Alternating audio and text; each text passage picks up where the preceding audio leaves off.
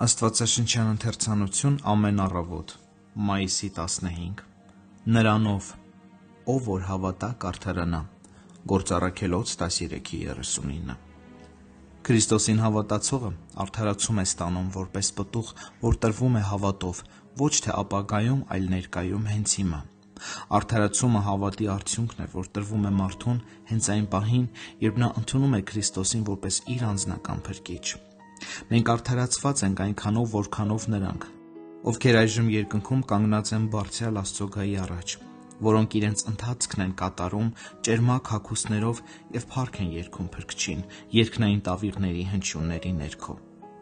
Խաչին գանված ավազակն արդարացում ձեռք բերեց, երբ հավատի աչքերով նայեց Հիսուսին, իսկ ծերացած Պողոսը երկար տարիներ ծառայությունից հետո արդարացվեց ոչ ավելի, քան ավազակը, որը բոլորովին ծառայություն չէր կատարել։ Հենց այսօր մենք հաճելի դարձանք սիրելիի միջոցով, հենց այսօր մաքրվեցինք մեղքից, հենց այսօր արդարացվեցինք Աստծո դատարանով։ Ինչ քաջալերական միտք է։ Մենք չենք կարողանա հավաքել ես քողի ընտիր խաղողը, մինչև չհայտնվենք երկնքում, բայց արդարացումը խաղողի վազի ճյուղն է, որն արդեն հիմա դեպի մեզ է տարածվել պատի վրայից։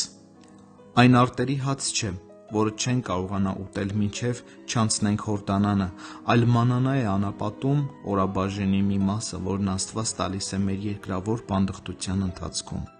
Այո, մենք արդարացված ենք հենց հիմա են փրկագնված մեր հանցանքները,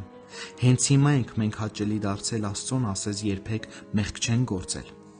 Հետևաբար հիմա դատապարտություն չկա նրանց համար, ովքեր Հիսուս Քրիստոսի մեջ են։ Երկնքի գրքում չկա ընտրյալներից գոնե մեկին առաջադրվող որևէ մեղադրանք, և ով կհամարձակվի նրանց մեղադրել, ով կարող է որևէ մեղադրանք բերել Աստծո ընտրյալների դեմ։ Չկա ոչ մի բիծ, ոչ առատ, ոչ նման մի բան։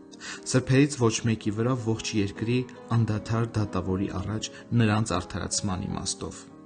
Թող նման առանձնաշնորհումը ոգեշնչի մեզ մեր պարտքը կատարելու։ Քանի դեռ կյանքը շարունակվում է, եկեք ջանք թափենք, եկեք մեզ նվիրենք իբարս թանկագին Տեր Հիսուս Քրիստոսին։